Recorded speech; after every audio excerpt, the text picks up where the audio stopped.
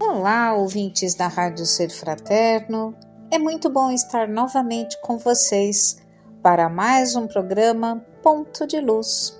Eu sou a Fábia Romana e tenho a alegria de trazer a vocês mais um capítulo do livro Jesus no Lar. Hoje é o capítulo 13, que fala sobre o revolucionário sincero. O capítulo de hoje é muito interessante, viu, gente? Inclusive, nós vamos falar de um dos personagens aqui dessa leitura. Mas antes, gostaria de te lembrar de duas coisas. Primeiro, corre lá pegar o seu copo com água. Ela será fluidificada e você poderá receber destes benefícios da espiritualidade. Se você está em tratamento na casa espírita, se você já fluidificou água essa semana, não tem problema. Pode pegar outro copo, pode trazer outra água para você beber agora, depois deste encontro. Não faz mal nenhum, acredite. Lembrando que pedi e obtereis. Firma o teu pensamento com fé, com esperança. Quando você colocar essa água, peça ao Mestre Jesus, a espiritualidade amiga, que intercedam por você, seja em algum problema relacionado a questões jurídicas, seja algum problema relacionado à sua saúde, à sua vida profissional, à sua vida amorosa, não importa. Pedi e obtereis. Peça, e essa água trará para você não apenas os benefícios da saúde para o seu corpo físico e espiritual, mas trará também daquilo que você precisa para, quem sabe, pensar numa saída diferente, ter paciência, refletir sobre uma outra opção, enfim, confia, coloca lá o copinho com água. Esse era um recado. E o outro é o seguinte: você já está no grupo do WhatsApp? Sim, tem um grupo no WhatsApp, você sabe, vai. Já ouviu várias vezes aqui na rádio o Mauro com a vinheta, falando para que você possa participar do grupo e lá receber as atualizações, a grade de horário. Pois é, faz isso. Entra lá, desce a página, lá embaixo tem o ícone do WhatsApp, você vai parar no número da rádio, será recebido com muito carinho pelo Mauro e ele vai te direcionar, vai tirar as suas dúvidas, enfim, o que você tiver que esclarecer, que saber, de questionar e até mesmo de sugerir sobre a rádio, aproveita. O Mauro está lá para isso, ele gosta muito quando você manda, sabe, uma crítica, quando você manda uma sugestão, quando você fala: ô meu filho, o áudio tá alto, ô meu filho, o áudio tá baixo. Faça isso, ele ficará muito feliz com a sua participação pelo WhatsApp, ok? Bom, esse era o meu recadinho e vamos lá, a nossa prece inicial.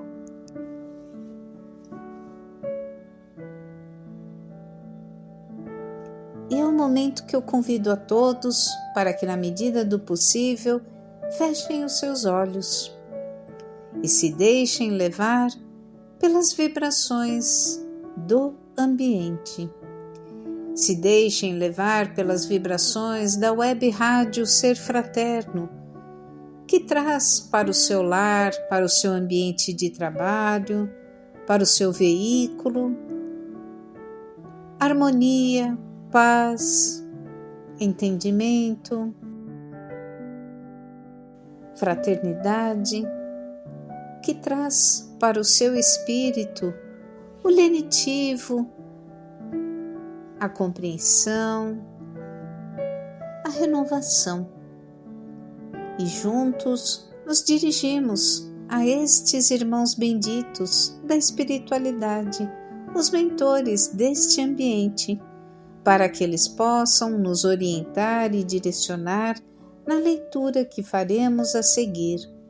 Que eles nos tragam não apenas as palavras de Neio Lúcio, através da psicografia de Francisco Cândido Xavier, mas que eles nos tragam, sobretudo,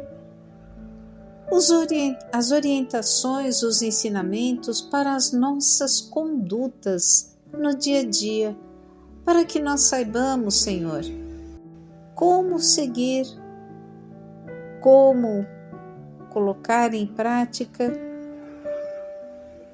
tudo aquilo que é dito, tudo aquilo que é exemplificado por estes irmãos. Que sejamos abençoados pelo simples fato de estarmos aqui reunidos.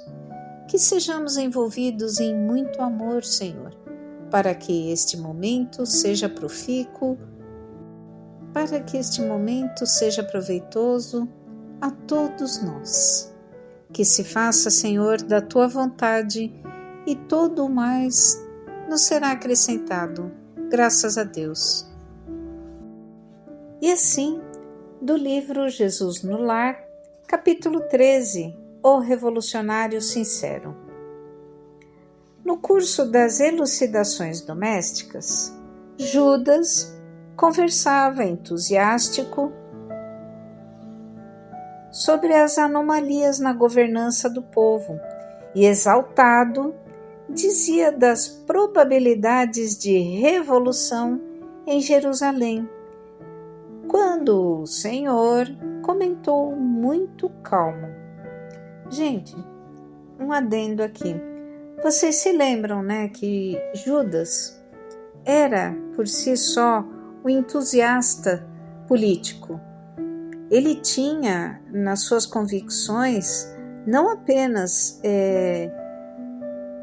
a necessidade de modificar o que estava acontecendo na época. Ele tinha também grandes rixas, grandes desavenças com o Império Romano. Ele tinha no seu pensamento que o povo tinha que ter uma liberdade, tinha que ter uma igualdade, tinha que estar sob um domínio justo.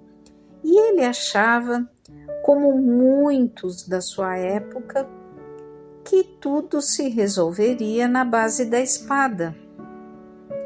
E era assim que todos esperavam que Jesus fizesse, porque foi prometido, foi dito pelo profeta que viria o Salvador. Viria o que traria a paz, que traria a transformação. Então, as pessoas naquela época, elas não imaginavam que as coisas se resolveriam na base do amor, da fraternidade. Elas imaginavam que as coisas se resolveriam no mano a mano. Não é mesmo? Na hora da confusão, na hora da briga, na hora da força do braço. E era assim que muitas pessoas esperavam que Jesus fizesse. Que ele viesse montado num cavalo branco e trouxesse, sabe, a espada, a guerra, a luta. E nós tivemos isso mais adiante com Napoleão. Lembram? Ele veio montado no seu cavalo, trouxe a guerra, trouxe, sabe, a espada e deu no que deu. E todas as guerras, todas as contendas, todas as cruzadas deram no que deram. Muito sangue derramado, muitos padeceram injustamente, muitos foram cruelmente assassinados. Enfim, a guerra nunca resolveu nada. Ela faz com que as pessoas mostrem o seu poder. Então, quem tem um poder maior, grita, e o que tem um poder menor, cala.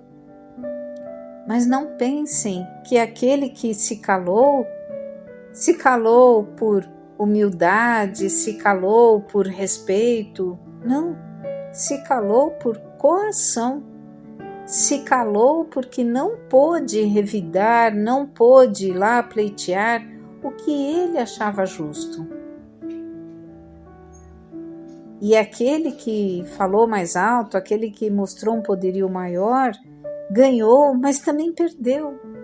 Ou seja, também teve baixas, também teve famílias, aliás, que foram destruídas, também teve lares desfeitos, também teve territórios extinguidos, cidades bombardeadas, saqueadas e todas as hadas que uma guerra proporciona.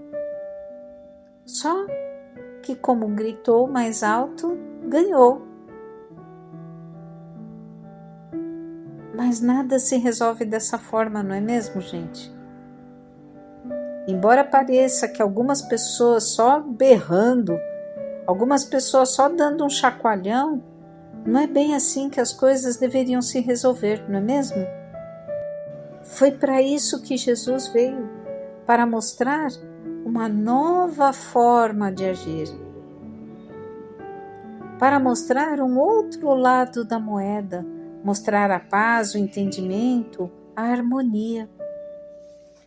Bom, vamos lá. Então, muito calmo, o Senhor comentou: um rei antigo era considerado cruel pelo povo de sua pátria, a tal ponto que o principal dos profetas do reino foi convidado a chefiar uma rebelião de grande alcance que o arrancasse do trono. O profeta não acreditou de início nas denúncias populares, mas a multidão insistia. O rei era duro de coração, era mau senhor, perseguia, usurpava e flagelava os vassalos em todas as direções. Clamava-se desabridamente. Foi assim que o condutor, de boa fé, se inflamou igualmente e aceitou a ideia de uma revolução por único remédio natural, e por isso articulou-a em silêncio com algumas centenas de companheiros decididos e corajosos. Pois é, tanto falaram, né? Tanto disseram, que ele também falou: chega, pode parar, vamos botar a ordem no barraco, né? Vamos tirar esse tirano do poder, porque se está todo mundo falando, então é verdade. Se todos estão falando, então é verdade. E será que é assim mesmo, gente? Não, né? Mas vamos lá. Na véspera do cometimento, contudo, como possuía segura confiança em Deus, subiu ao topo de um monte e rogou a assistência divina com tamanho fervor que um anjo das alturas lhe foi enviado para a confabulação de espírito a espírito. E foi assim, à frente do emissário sublime, que o profeta acusou o soberano, asseverando quanto sabia de oitiva e suplicando a aprovação celeste ao plano de revolta renovadora. Um detalhe, né? Quanto sabia de oitiva, ou seja, ele nunca esteve ao lado desse soberano, ele nunca conversou com esse soberano, ele não estava lá, ele simplesmente ouviu dizer. Então, tudo que ele sabia, tudo que ele conhecia acerca desse soberano, era porque ele tinha ouvido dizer. E aí, o mensageiro anotou-lhe a sinceridade, escutou com paciência e esclareceu. Em nome do Senhor Supremo, o projeto ficará aprovado com uma condição. Conviverás com o rei durante 100 dias consecutivos em seu próprio palácio, na posição de servo humilde e fiel. E findo esse tempo, se a tua consciência perseverar no mesmo propósito, então lhe destruirás o trono com o nosso apoio. O chefe honesto aceitou a proposta e cumpriu a determinação. Olha que maravilha, né, gente? Gostei também desse trem, né? Vai lá, convive com a pessoa, né? Fica um tempo ao lado dela e veja como realmente é a situação, né? Simples e sincero, dirigiu-se à casa real, onde sempre havia acesso aos trabalhos de limpeza, e situou-se na função de apagado servidor. No entanto, tão logo se colocou a serviço do monarca, reparou que ele nunca dispunha de tempo para as menores obrigações alusivas ao gosto de viver. Levantava-se rodeado de conselheiros e ministros impertinentes. Era atormentado por centenas de reclamações de hora em hora. Na qualidade de pai, era privado da ternura dos filhos. Na condição de esposo, vivia distante da companheira. Além disso, era obrigado frequentemente a perder o equilíbrio da saúde física em vista de banquetes e cerimônias excessivamente repetidos, nos quais era compelido a ouvir toda a sorte de mentiras da boca de súditos bajuladores e ingratos. Nunca dormia nem se alimentava em horas certas.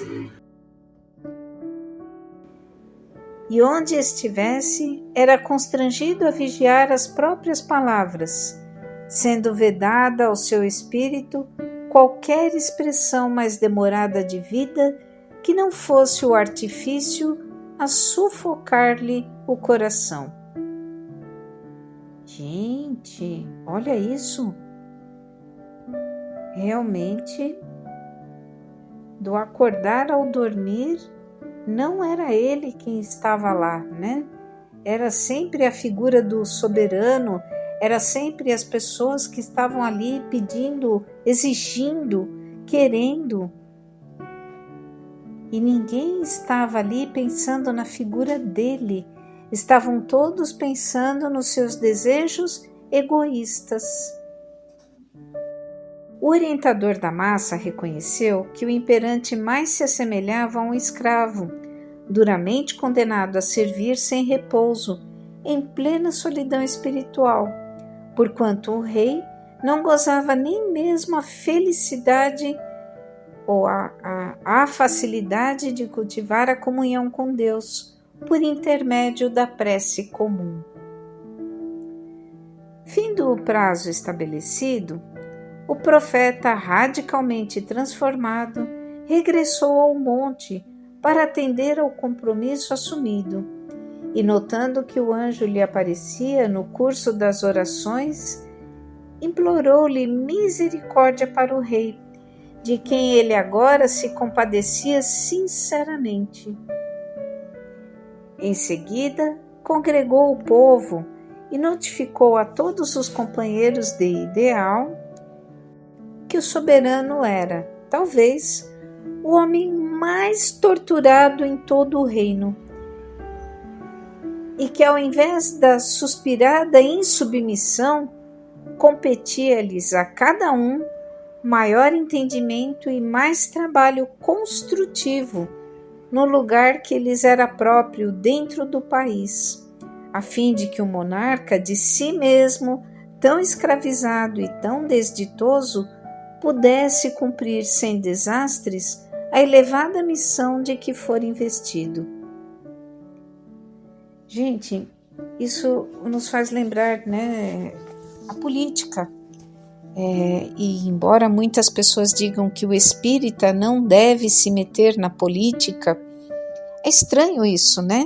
Porque ser espírita é uma questão de filosofia, é uma questão de religião, é uma questão de uma escolha de vida, né? E não significa que nós devamos estar alienados do que se sucede ao nosso redor. Tanto que nós temos vários nomes que versaram também pela política. Muitos irmãos conhecidos que trouxeram bastante transformação, não só no âmbito da doutrina espírita, como também no âmbito popular, estavam políticos e eram espíritas. Fala Fábia. Poxa, Eurípides Barçanufo, gente. Caibar Schutel, Bezerra de Menezes. Então vejam, uma coisa não demerece a outra. O fato é que a política em si é uma arte muito complicada. E as pessoas pensam que as coisas podem se resolver assim. Esse não tá bom, tira esse e põe o outro. Esse não presta, vão tirar esse e vão colocar o outro. E muitas vezes nós nos deixamos levar pelo que o outro disse. Então, pega aí, o seu síndico. Vão diminuir o seu político para o síndico do prédio, né? Você sabe quantas vezes ele é acordado à noite porque tem alguém fazendo barulho no andar de cima de alguém que resolveu ligar para ele pedindo para que ele vá lá e interceda?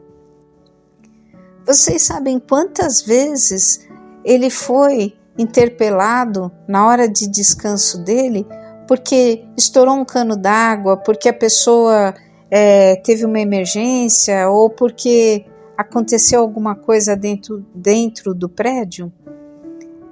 Fábia, mas o síndico está lá para isso, né? Ele muitas vezes é pago, né? Tem síndico que recebe, por exemplo, o condomínio gratuito. É uma forma de auxiliá-lo nessa sua tarefa, mas venhamos e convenhamos, gente. Não é fácil ser síndico, né? Afora aquelas pessoas que têm o gosto, né, por essa tarefa, você cuida da casa de dezenas de famílias, centenas de pessoas.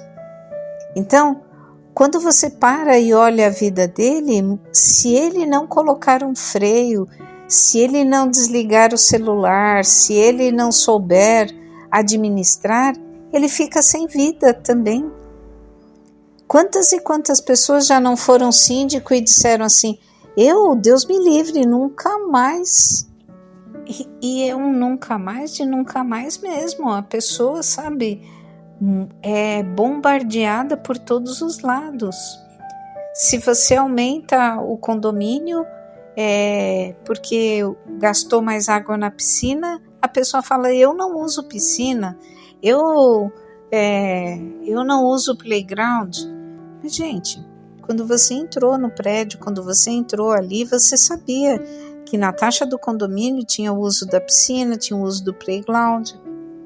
Então você estava ao par da situação. E você sabe que, como integrante daquele prédio, você precisa colaborar para que as coisas fiquem boas para todos, independente de se você usa ou não a área de lazer, independente de se você usa ou não a churrasqueira. Multipliquem isso para uma cidade.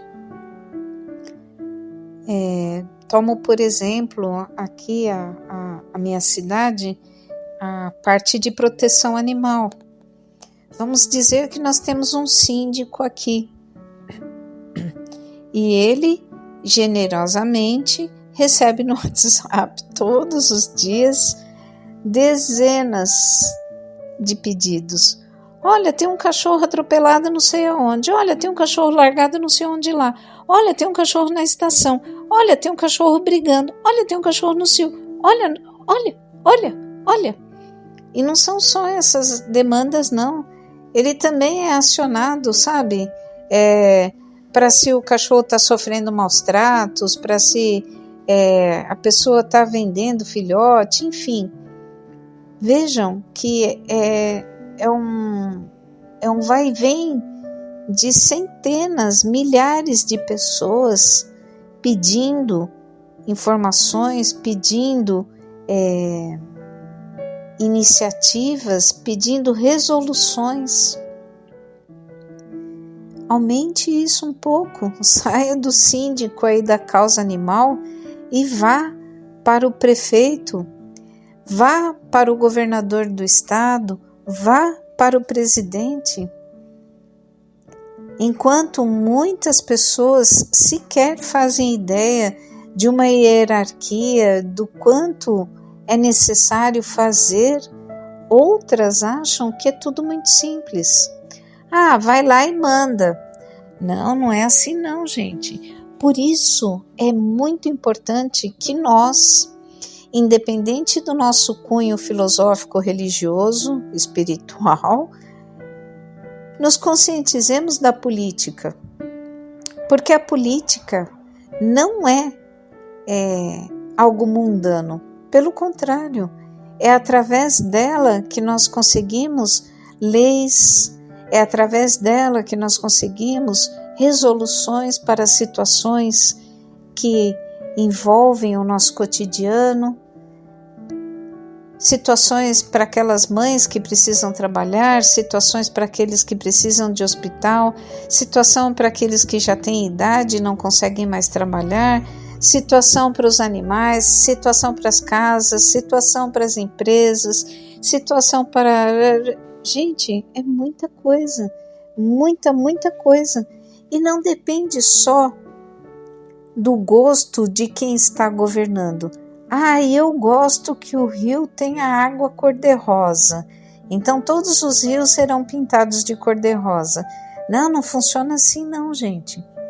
Para que ele consiga que os rios sejam pintados de cor-de-rosa, ele tem que ter o voto da maioria, ele tem que ter o apoio da maioria.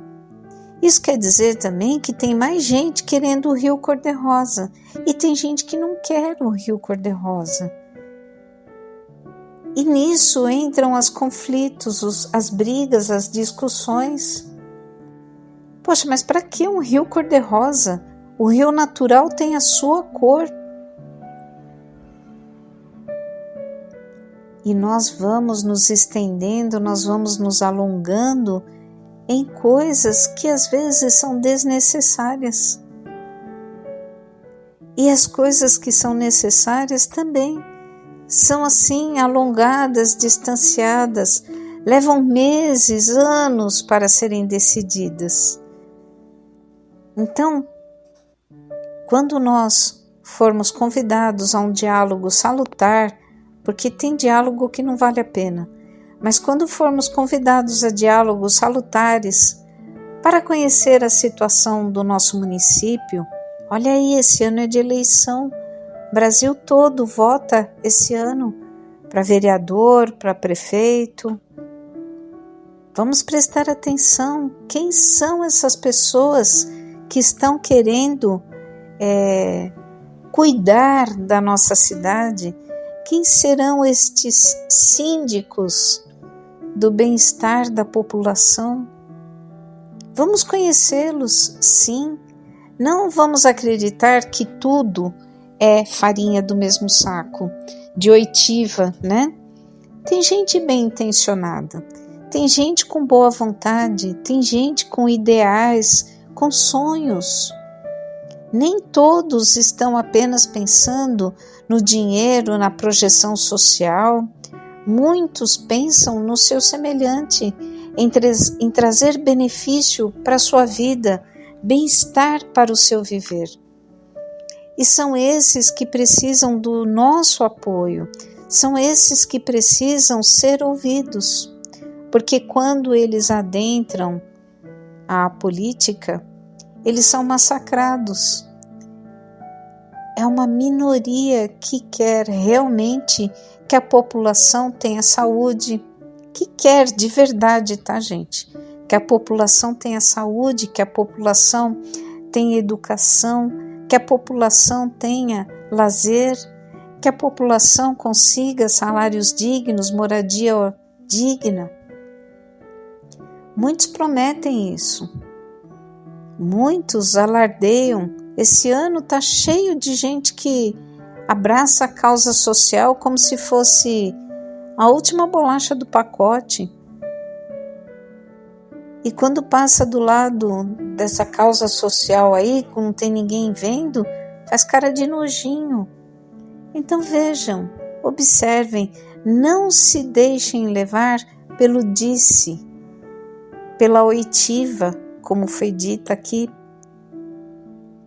Apurem, convivam, compareçam, conheçam, principalmente os jovens, porque o nosso futuro está nas mãos dos jovens. Vocês sabem disso.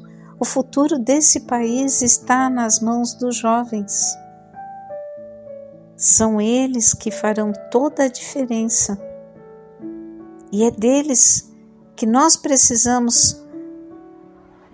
É deles não, né? É neles que nós precisamos confiar.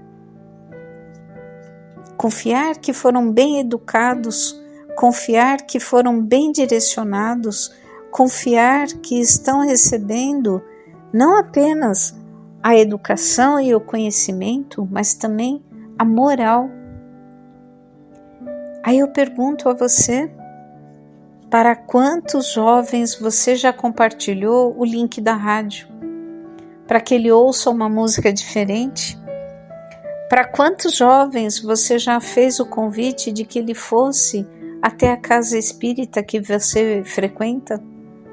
Para quantos jovens você já deu algum livro bacana para que ele leia e conheça a doutrina espírita? Para quantas crianças você já apresentou o Evangelho segundo o Espiritismo para a criança, para a meninada? É a sua tarefa também, sabia? Disseminar a boa nova, disseminar a compreensão da continuidade da vida, para que as pessoas cresçam, amadureçam dentro delas a certeza de que nós não vivemos apenas esta vida. E também nós não vivemos um só no eterno. Muito pelo contrário, nós plantamos e colhemos, plantamos e colhemos. Nós temos responsabilidades e as nossas ações trarão consequências. E muito importante é que todos possam ter o conhecimento. Depois vão usar o livre-arbítrio, mas é importante que tenham o conhecimento. O profeta conclamou o povo para que ele fizesse a parte dele, não é mesmo? Para que o povo tivesse maior entendimento e trabalho construtivo. Então, você é o povo. Você acabou de ser convidado a colaborar com tudo que está ao seu redor, levando o conhecimento da continuidade da vida, que tirará o peso tão materialista que as pessoas têm sobre a vida. Você foi convidado a conhecer melhor as pessoas que se propõem a governar a sua cidade, o seu bairro, a sua vida. Pois é. Sabe, aquela lei do barulho que você acha tão importante, é a pessoa que está entrando agora que vai colocar em prática. É a pessoa que está entrando agora que vai criar mecanismos para que esse som excessivo possa ser coibido. E é você disseminando o conhecimento, disseminando o respeito, disseminando o entendimento da verdadeira moral que vai contribuir para que as pessoas percebam como é importante respeitar o próximo. Então, todos nós estamos sendo chamados mais uma vez a colaborar. Voltando voltando lá para o povo, lá para o profeta, né? E assim, a rebeldia foi convertida em compreensão e serviço. Judas, desapontado, deve ter muita gente desapontada me ouvindo agora também, né? Parecia ensaiar alguma ponderação irreverente, mas o mestre divino antecipou-se a ele falando incisivo. A revolução é sempre o engano trágico daqueles que desejam arrebatar ao outrem o cetro do governo.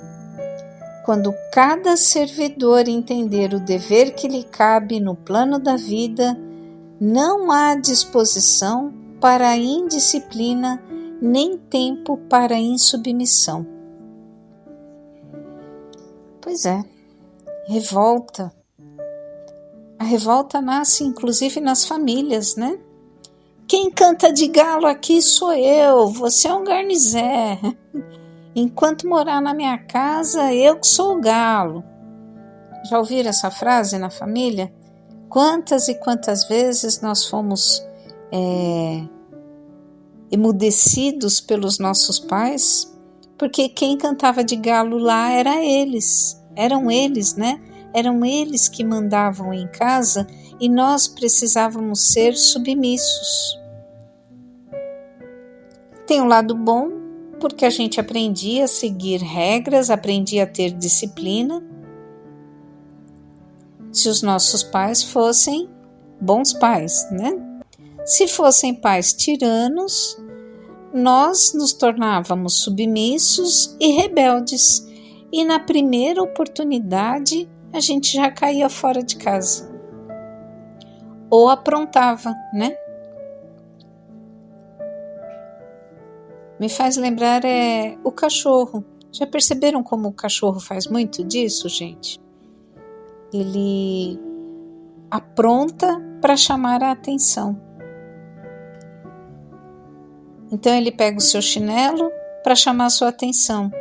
Ele faz xixi no lugar errado para chamar a sua atenção. Ele late para chamar a sua atenção. Tudo isso como forma de manifestação da sua insatisfação com alguma coisa. E aí, para chamar atenção, para mostrar uma rebeldia, ele apronta. Nós, muitas vezes, fomos assim. Ah, não, Fábia, eu não. Meu pai olhava para mim, eu já abaixava a cabeça e seguia. E está bem resolvido isso dentro de você? Ou isso ferve toda vez que você lembra do olhar do seu pai? Tudo pode ser convertido no micro e no macro. Tudo pode ser avaliado em questões de como anda a nossa família, de como anda a nossa sociedade, de como anda o nosso planeta. Porque o que acontece na minha casa, acontece na casa do Mauro, acontece na casa do João, acontece na casa da Josefa, acontece na casa da Neuza, acontece na casa da Maíse. Porque todos nós estamos passando pelas mesmas experiências de aprendizado, cada qual num patamar diferente. Ah, na minha família ninguém tem problema com droga. Opa, maravilha, ninguém fuma, ninguém bebe em demasia, né? Porque tem como o pessoal gosta de chamar, né? As drogas leves, as drogas pesadas, enfim. Então, nenhum problema. Poxa, positivo, muito bom. Na sua casa também reina a paz, o entendimento, a harmonia, ninguém fala palavrão, ninguém se agride verbalmente. Pensem nisso, gente. E não precisa sentir vergonha, porque a vida na Terra é justamente isso. Para que nós aprendamos, para que nós transformemos, para que nós evoluamos. e possamos passar para um novo patamar, possamos experienciar uma nova situação. Jesus veio nos mostrar que isso se dará através do amor. Vamos terminar o nosso programa Ponto de Luz? Já deu o horário. E após a leitura e os comentários deste capítulo do livro Jesus no Lar, envolvidos pelas vibrações de paz e harmonia, eu convido a todos para que nós nos deixemos envolver um pouco mais por estas vibrações, que nós consigamos trazer para o nosso lar a paz, a harmonia, que nós consigamos trazer para o nosso lar a paciência, o equilíbrio, o bom ânimo, que nós consigamos refletir acerca deste encontro, de tudo aquilo que foi dito e pesar as nossas atitudes, pesar os nossos pensamentos, refletir sobre as consequências dos nossos atos. E eu penso com muito carinho no casal amigo lá no Japão. Penso com muito amor fraternal por estes dois irmãozinhos, para que eles se vejam envolvidos por essa necessidade de transformação, por essa necessidade de paz e de harmonia. Cada um tem sua luta, cada um tem o seu trajeto, e nós não estamos ao lado, nós não estamos dentro uns dos outros, mas nós estamos na torcida, nós carregamos estas pessoas dentro de nós, e o nosso desejo é de que sejam felizes, o nosso desejo é de que gozem de saúde, que tenham paz, que tenham harmonia. A quem muito é dado, muito lhe será cobrado. E se nós sabemos de tudo aquilo que envolve os nossos vícios, que nós consigamos encontrar forças para superar o nervosismo que nos faz fumar, a ansiedade que nos faz comer, a insegurança que nos faz gritar, o medo que nos faz nos esconder e tantos outros sentimentos que desencadeiam em nós atitudes nocivas, não apenas ao nosso corpo físico, não apenas ao nosso ser espiritual eterno, mas também àqueles que estão ao nosso redor. Que nós possamos cada vez mais lembrar que a espiritualidade pode nos auxiliar, que Jesus está ao nosso lado, mas que o primeiro passo precisa ser nosso, que cabe a cada um de nós a decisão, a disciplina, o domínio e a força para transformar vícios, paixões, transformar em nós tudo aquilo que não agrega e que subtrai. Abençoa, Senhor, estes irmãozinhos queridos. Abençoa o lar de cada um que nos ouviu. Abençoa a água, Senhor, de cada um que a colocou de ladinho. E que nós possamos envolver em muito amor, desde já, todos aqueles que se propõem a começar a governar a nossa cidade. Sobretudo, Senhor, que nós envolvamos em muito amor a cada um de nós mesmos. Envolvamos em amor a nós mesmos, que temos o dever de governar a nossa própria vida. Daremos conta, daremos satisfação dela quando retornarmos ao plano espiritual. E não nos será perguntado: o que você tem? Nos será perguntado: o que você fez? Quem você é como ser eterno? Não os títulos, não os bens que você amealhou. Obrigada, Senhor, por mais esta oportunidade de reflexão, que possamos ter a Tua paz a nos envolver agora e sempre, graças a Deus. Obrigada, meninos e meninas, pela presença, pela companhia e que nós possamos nos reencontrar em outros programas, em outros áudios, em outras oportunidades, não só pela rádio, mas como também pelo canal do YouTube, pelo Instagram, pelo Facebook, todos denominados Web Rádio Ser Fraterno. Obrigada, Mauro, pela sua iniciativa e obrigada pela oportunidade. Fiquem todos na paz do Mestre.